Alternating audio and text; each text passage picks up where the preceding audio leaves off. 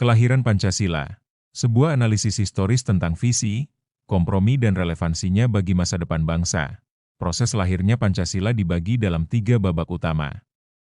Babak pertama adalah adu gagasan dan kontestasi visi besar dalam sidang pertama BPUPKI. Babak kedua adalah lahirnya sebuah kompromi kritis yang termaktub dalam Piagam Jakarta. Babak ketiga, sebagai puncaknya, adalah sebuah tindakan yang menyatukan seluruh elemen bangsa dalam sidang PPKI atau disebut Panitia Persiapan Kemerdekaan Indonesia. Badan Penyelidik Usaha-Usaha Persiapan Kemerdekaan disingkat BPUPKI atau disebut Dokuritsu Junbi Chosakai dalam bahasa Jepang. BPUPKI dibentuk oleh Jepang untuk mendapatkan dukungan rakyat Indonesia di tengah situasi Perang Pasifik yang semakin sulit bagi mereka. Badan ini dilantik secara resmi pada 28 Mei 1945 dan memulai sidang pertamanya keesokan harinya, pada 29 Mei 1945. Pada 29 Mei 1945, Muhammad Yamin menyajikan 2 versi usulan yang berbeda. Satu secara lisan dalam pidatonya dan satu lagi secara tertulis yang diserahkan kepada ketua sidang. Proposal lisannya yaitu 1. Peri kebangsaan, 2. Peri kemanusiaan, 3. Peri ketuhanan, 4. Peri kerakyatan, dan 5. Kesejahteraan rakyat, sedangkan proposal tertulis yang diserahkan yaitu 1. Ketuhanan yang Maha Esa, 2. Kebangsaan Persatuan Indonesia, 3. Rasa kemanusiaan yang adil dan beradab, 4. Kerakyatan yang dipimpin oleh hikmat kebijaksanaan dalam permusyawaratan perwakilan. 5. Keadilan sosial bagi seluruh rakyat Indonesia. Pada 31 Mei 1945, Soepomo menyampaikan pandangannya yang berakar kuat pada konsep negara integralistik. 5 prinsip yang diusulkannya adalah 1. Persatuan, 2. Kekeluargaan, 3. Keseimbangan lahir dan batin, 4. Musyawarah, 5. Keadilan rakyat.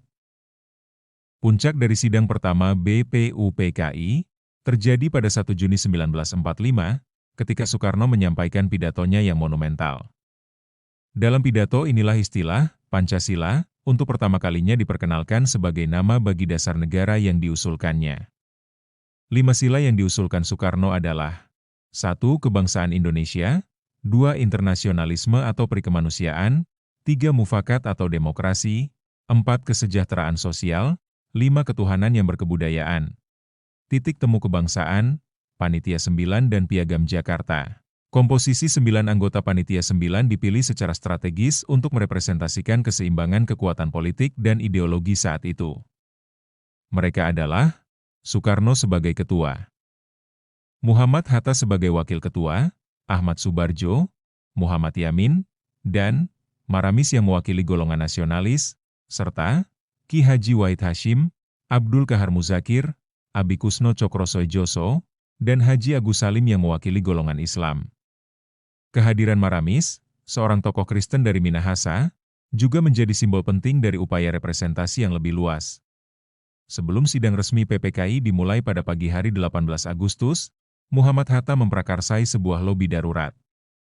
Hatta mengadakan pertemuan informal dengan para tokoh kunci Islam yang berperan besar dalam perumusan Piagam Jakarta, di antaranya yaitu Ki Bagus Hadikusumo, Wahid Hashim, Kasman Singodimedjo, dan Teku Muhammad Hasan.